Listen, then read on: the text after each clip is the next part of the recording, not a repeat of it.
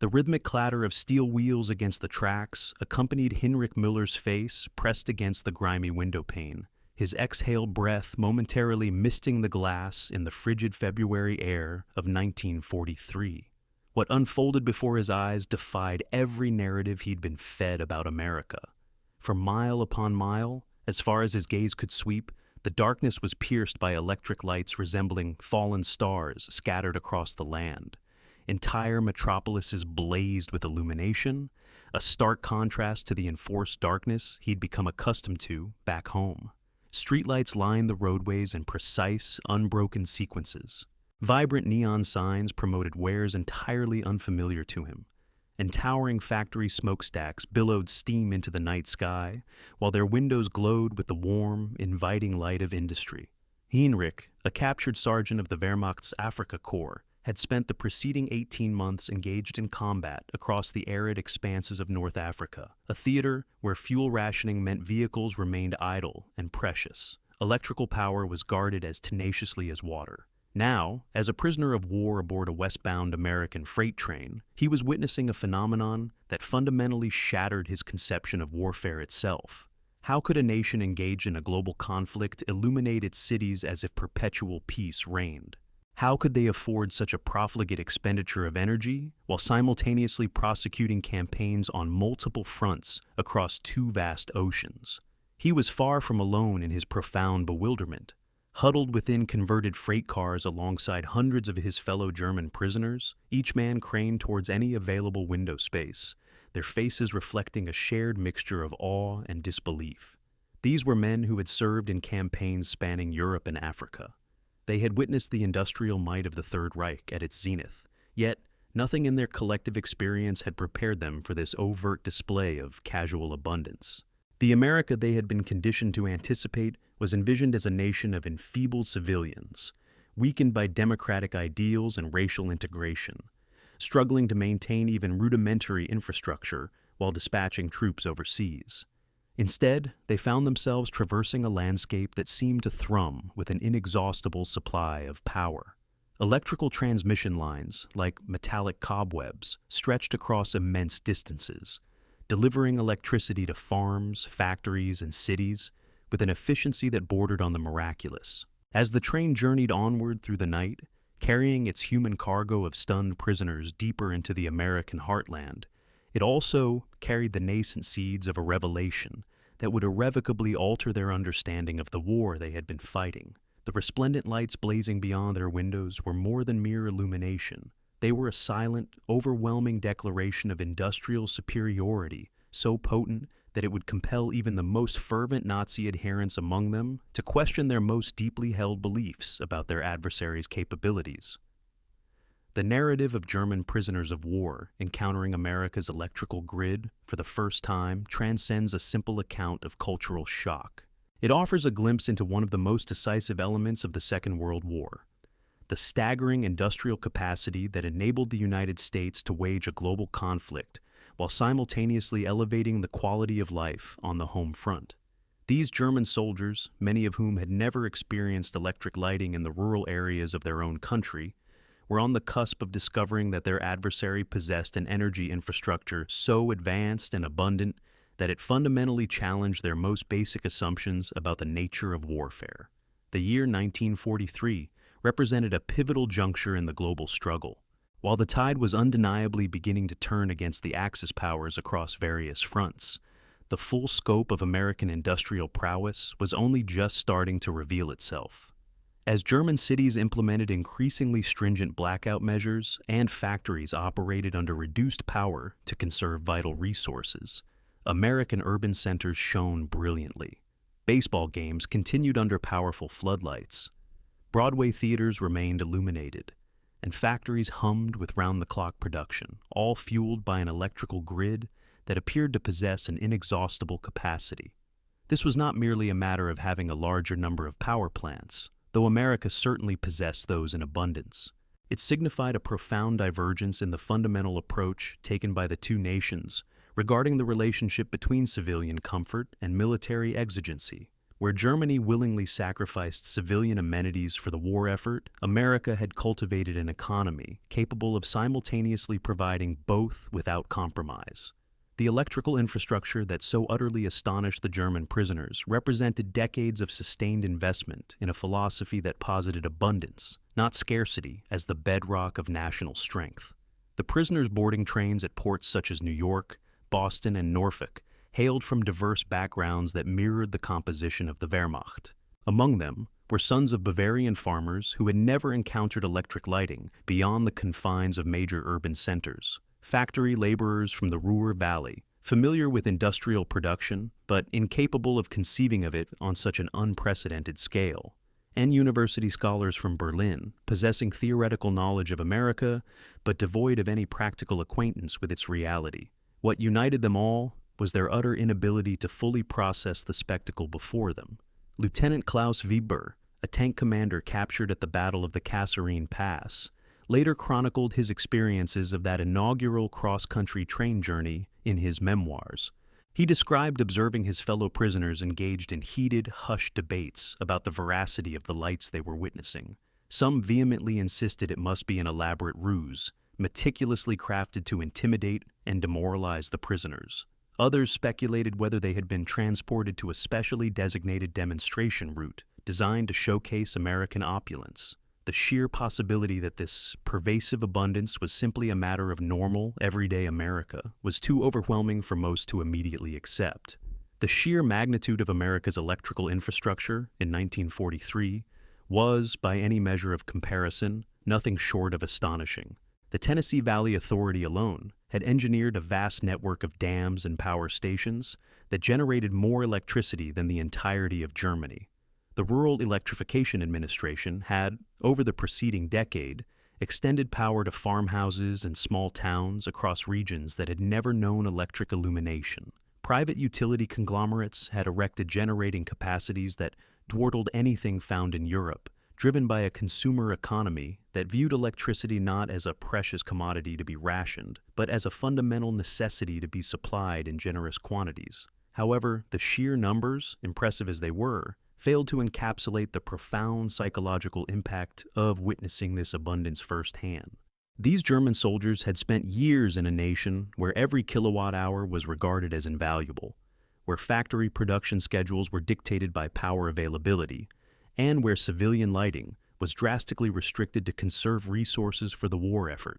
The notion that a nation could prosecute a global war while allowing its streetlights to remain illuminated seemed to violate the most basic tenets of resource management and military strategy. As the trains conveyed their human cargo westward, the prisoners began to comprehend that they were not merely observing superior infrastructure. They were witnessing an entirely divergent approach to warfare itself. American strategy was not predicated on the German model of mobilizing every conceivable resource for military production, while accepting civilian hardship as an unavoidable sacrifice. Instead, it was founded upon the premise that genuine strength stemmed from the capacity to concurrently support both extensive military operations and the prosperity of the civilian populace. The industrial centers of the American Midwest vividly exemplified this philosophy in action. Chicago blazed with the light emanating from its steel mills, working relentlessly around the clock to produce materials for Liberty ships and Sherman tanks. Detroit's automotive factories had seamlessly transitioned to aircraft manufacturing without dimming a single streetlight in the residential districts that housed their workforce. Pittsburgh's steel furnaces glowed fiercely against the nocturnal sky, while electric trolleys ferried workers to and from shifts at plants that operated without interruption. Every mile of track traversed, every illuminated city observed, every brightly lit factory complex conveyed the same devastating message to the German prisoners. They were confronting an adversary whose industrial capacity was so immense that it could afford to expend energy on a scale their own nation could scarcely conceive. The psychological ramifications were immediate and profound. These were not merely soldiers observing enemy infrastructure. They were adherents of German superiority, confronted with irrefutable evidence that challenged their most fundamental convictions. This transformation commenced even before the trains reached their final destinations. the tenor of conversations among the prisoners shifted from discussions of military tactics and aspirations for German victory to bewildered attempts to comprehend the spectacle unfolding before them. Veterans who had fought in Poland, France, and Russia found themselves grappling with the incongruity between their battlefield experiences and this ostentatious display of industrial wealth. How could a nation possessing such overwhelming resources have encountered difficulties in its initial engagements? How could Germany have realistically aspired to prevail in a war against an opponent capable of such nonchalant demonstrations of prosperity? The answer lay in understanding that America's industrial might was not merely a question of sheer volume. It represented a fundamentally altered relationship between the government, its industries, and the fabric of civilian society. While Germany had meticulously constructed a war economy based on centralized control and the imposition of civilian austerity, America had forged a system that harnessed the dynamism of free market competition and the prosperity of its citizenry to generate formidable military strength. The lights illuminating American cities were not indicative of waste. They were tangible evidence of an economy so robust that it could simultaneously provide both instruments of war and the amenities of daily life without necessitating a choice between the two. As the initial contingent of German prisoners concluded their transcontinental journeys in the early months of 1943, word of their astonishing experiences began to disseminate throughout the broader prisoner network. Letters home, when permitted, contained subtly coded descriptions of American abundance that deeply unsettled recipients residing in bomb-ravaged German cities. Verbal accounts, exchanged amongst prisoners, painted a vivid picture of an adversary whose resources appeared virtually limitless. Most significantly, these first-hand witnesses began to sow seeds of doubt regarding the pervasive German propaganda that relentlessly portrayed America as a weak, internally divided nation, barely capable of self-defense. The internment camps that awaited these prisoners would serve to provide even more compelling evidence of American plenty. In stark contrast to the meager provisions offered by Germany to captured Allied soldiers, American prisoner of war camps were constructed to standards that often surpassed those the German prisoners had experienced during their own military service. Barracks were adequately heated and illuminated by electricity. Mess halls served portions that many prisoners had not seen since before the war commenced, and recreational facilities included electric lighting, enabling evening activities that German soldiers could no longer take for granted in their homeland. However, perhaps the most psychologically impactful demonstration of American abundance was derived from the casual demeanor of their guards and camp administrators. American soldiers treated electric lighting, heated accommodations, and ample food not as scarce resources requiring meticulous rationing, but as fundamental amenities that no civilized society should be without. The apparent wastefulness observed by the German prisoners, lights left burning in unoccupied rooms, food portions exceeding military necessity, heating systems maintaining comfortable temperatures rather than merely survival levels, reflected a mindset that prioritized abundance over stringent efficiency as the key to national strength. The implications of this realization extended far beyond mere creature comforts. If America could afford to provide such living conditions for enemy prisoners while simultaneously engaged in a global conflict, what did this suggest about the resources available for actual military operations? The German prisoners found themselves compelled to confront the unsettling possibility that their adversary possessed industrial capabilities so vast that the ultimate outcome of the war might already have been determined by sheer productive capacity rather than by battlefield valor or tactical acumen. This dawning realization unfolded in successive waves as different groups of prisoners arrived from various theaters of war throughout 1943 and 1944. Each new arrival brought fresh perspectives and augmented evidence of America's abundant resources. Pilots who had been shot down over Germany spoke of factory complexes they had targeted that appeared to reconstitute themselves with a speed that outpaced the destructive power of bombing raids. Submarine crews captured in the Atlantic reported convoys so numerous that the sinking of individual vessels seemed inconsequential to the overall flow of materiel. Tank crews from Italy and France described encountering American equipment in quantities that suggested an inexhaustible production capacity. The cumulative effect was a gradual yet fundamental alteration in the way these prisoners perceived the war they had been engaged in. the propaganda they had been subjected to concerning American feebleness and internal discord began to appear not merely inaccurate, but patently absurd. The empirical evidence before their very eyes painted a picture of a nation so affluent and productive that it could afford to wage a global war while simultaneously enhancing the living standards of its populace, a combination that German military doctrine had consistently asserted was unattainable. Yet, the most profound revelations were yet to unfold. As the prisoners settled into the routines of camp life and began to interact with American civilians, guards, administrators, local laborers, and townspeople, they discovered that the abundance they had witnessed was not confined to military or industrial installations.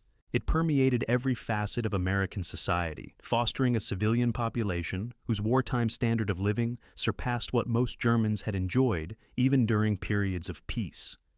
The stage was thus set for an ideological confrontation with reality, one that would challenge every assumption these German soldiers held regarding their adversary, their own cause, and the war itself. The illumination that had initially captured their attention from the confines of train windows was merely the prelude to a revelation that would irrevocably reshape their understanding of the conflict they were embroiled in, and the nation that had taken them captive.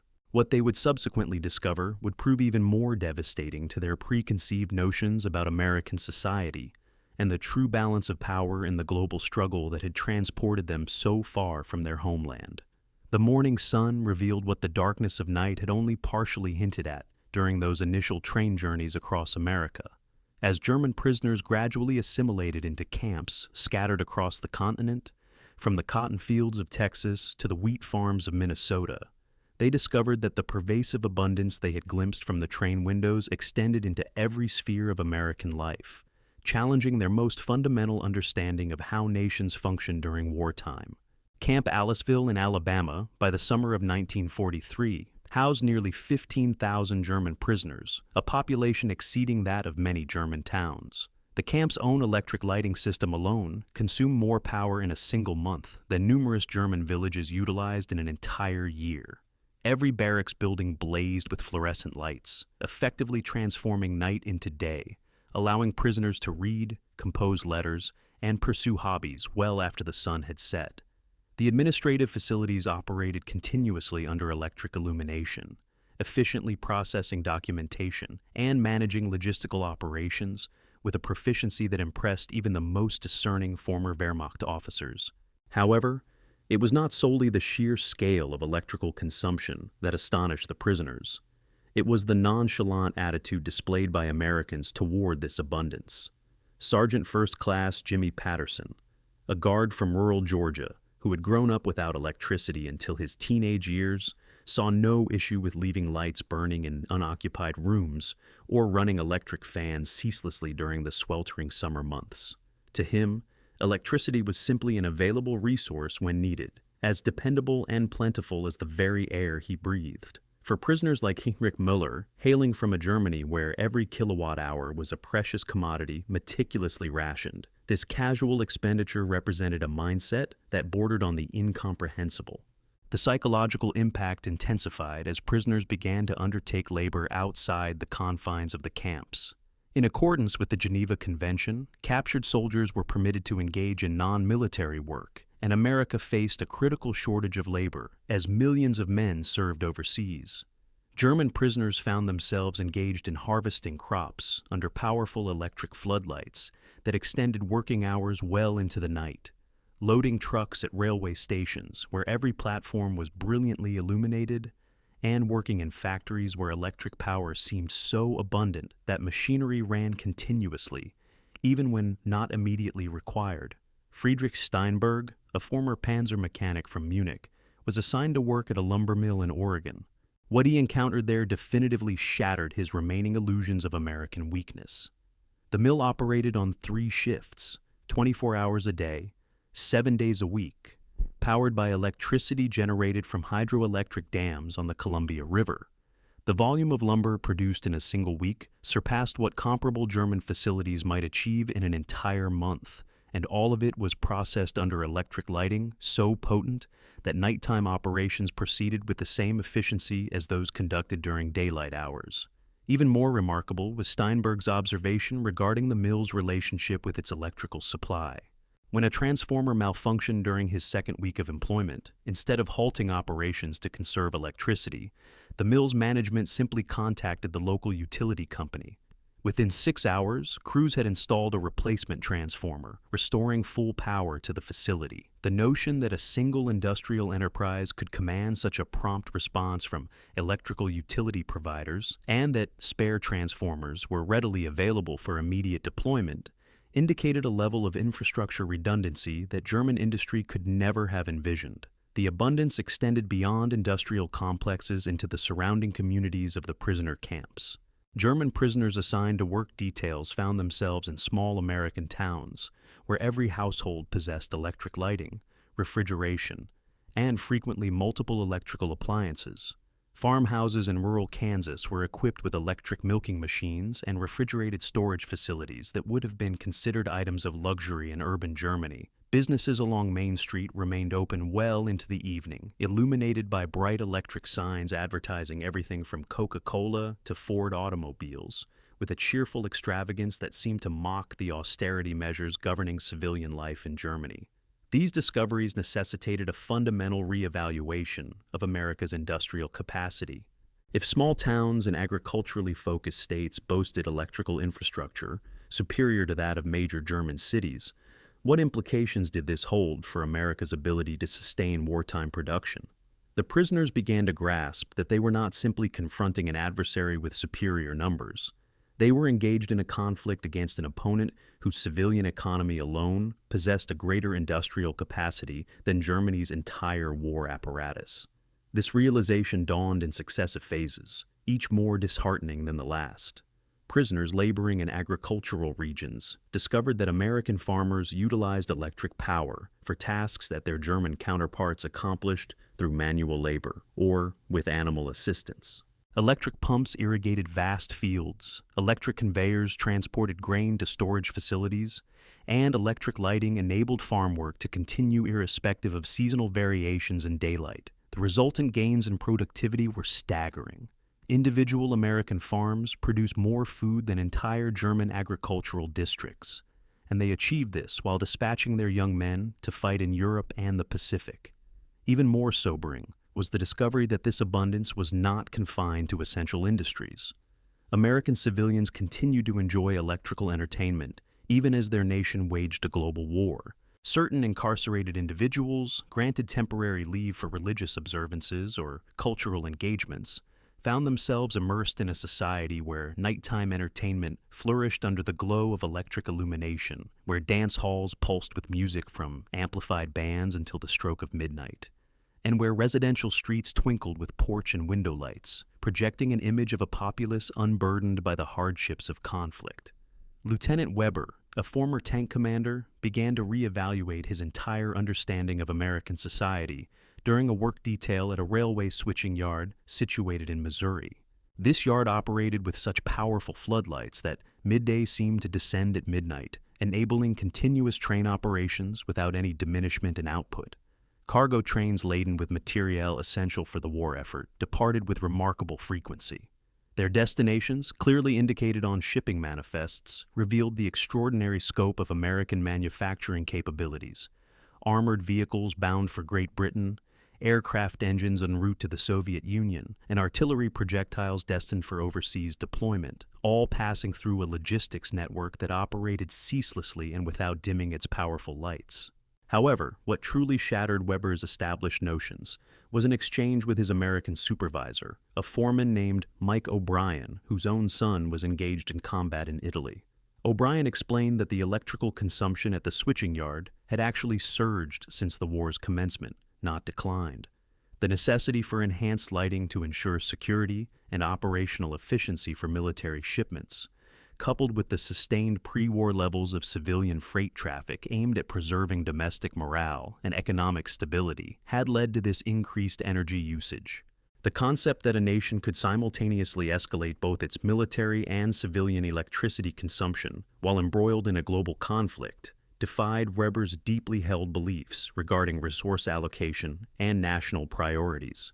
This cultural displacement extended beyond mere infrastructural observations into fundamental inquiries about societal structure and governance.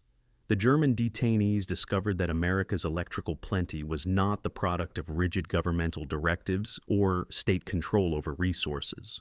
Rather, it stemmed from a dynamic, competitive framework wherein private enterprises invested in power generation and distribution networks to satisfy consumer demand.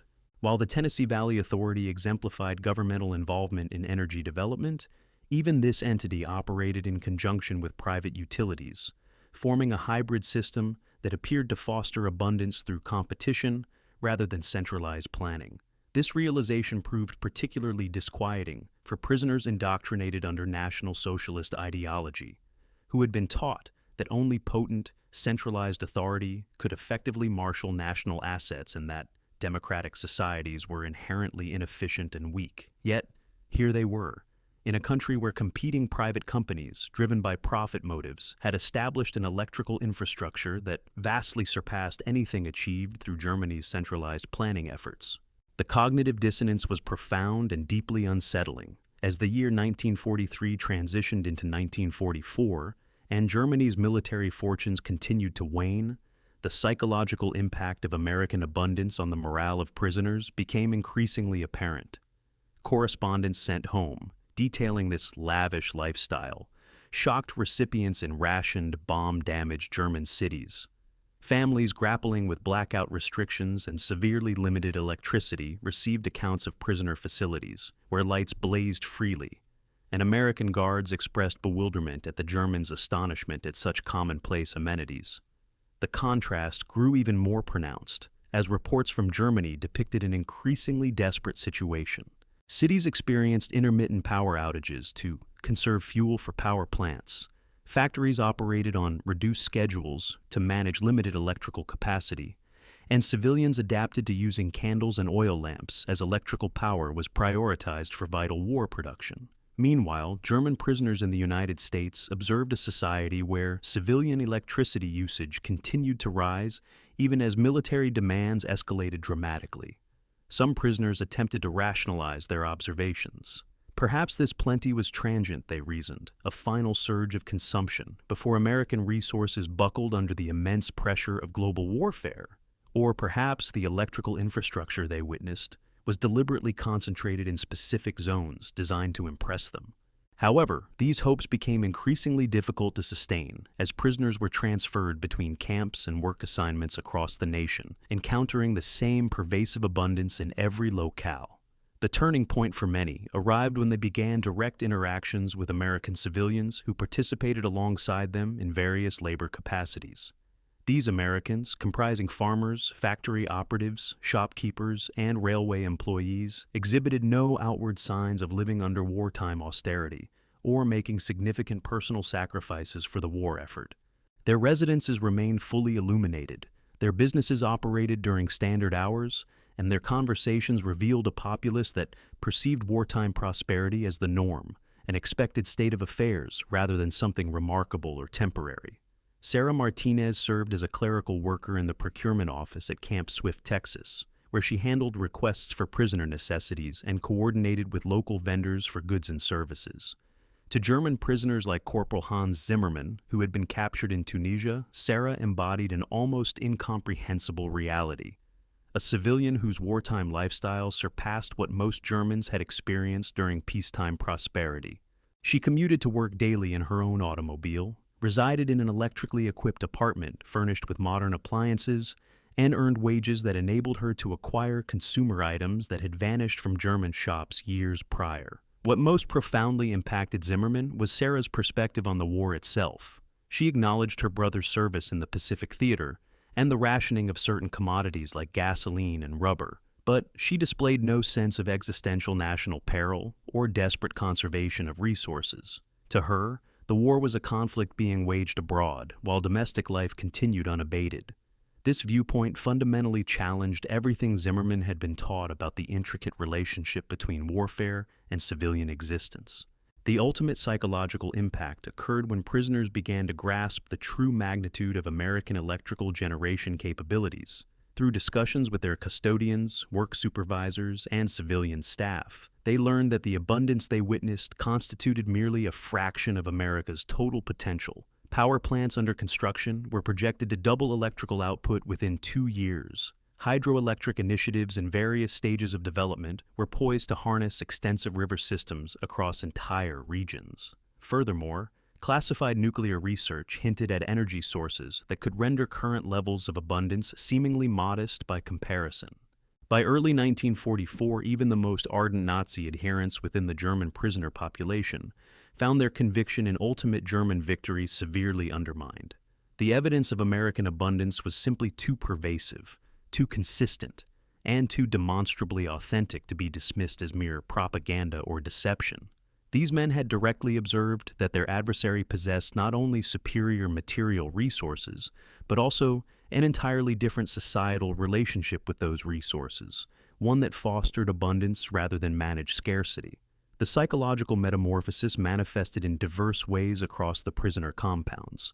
Some individuals succumbed to profound dejection, realizing they had been engaged in a futile conflict against an opponent whose fundamental strength they had never comprehended. Others dedicated themselves to acquiring the English language and American customs, already anticipating a post-war era where German influence would be marginal and American power would be globally dominant. Still others developed an intense fascination with the workings of American society, engaging guards and civilian workers in extended dialogues concerning democracy, capitalism, and the interplay between individual liberty and collective well-being. Perhaps most significantly, many prisoners began to question not merely military tactics, but the foundational tenets regarding society and governance that had shaped their lives. If democratic capitalism could generate such immense prosperity while prosecuting a global war, what did this imply about the assertions of efficiency and power made by authoritarian socialism? If competitive free markets could construct an electrical infrastructure superior to centralized planning, what other aspects of National Socialist dogma might be fundamentally flawed? The repercussions extended far beyond individual psychological transformations. As news disseminated throughout the prisoner network, camps across the United States began reporting comparable patterns of ideological doubt and political questioning. German officers found their authority eroded by enlisted men who had witnessed an abundance of American prosperity that rendered beliefs in German superiority untenable. Discussions within the camp barracks shifted from confident projections of ultimate victory to bewildered inquiries about how Germany had so grievously miscalculated its adversary's capabilities. The war persisted for another year following the emergence of these revelations among the prisoner population. However, for a significant number of German detainees, the internal psychological conflict had already concluded. They had glimpsed the future, and it was illuminated by the bright power of American electricity. The prosperity that had initially captured their attention from passing train windows had evolved into a comprehensive understanding of their opponent's true strength, not merely its military or industrial might, but a social and economic framework capable of generating a level of affluence that seemed to defy the fundamental principles of wartime resource management. When news of Germany's unconditional surrender finally reached the prisoner camps in May of 1945, many of the men who had witnessed America's widespread electrical abundance reacted with relief rather than sorrow. They had already come to the realization that the war was unwinnable, not due to battlefield setbacks or tactical blunders, but because Germany had chosen to confront an adversary whose civilian economy alone possessed a greater capacity than the entirety of the German war apparatus. The lights that had initially astonished them from train windows had illuminated not just American cities, but the fundamental reality of American power, an abundance so vast and casually displayed that it redefined these men's understanding of strength itself. Ultimately, the German prisoners who observed America's electrical abundance uncovered something far more shattering than military supremacy. They found themselves confronted with an entirely distinct paradigm for how societies could organize themselves to foster prosperity and power. The illumination emanating from American cities was not merely indicative of superior infrastructure. It served as evidence of a system that generated wealth and plenty as natural byproducts of freedom and competition. For individuals raised under authoritarianism and taught that strength necessitated sacrifice and scarcity, This discovery represented nothing short of the disintegration of their entire worldview. While the war might have continued for several more months, for these witnesses to American abundance, the intellectual battle had already been decisively concluded.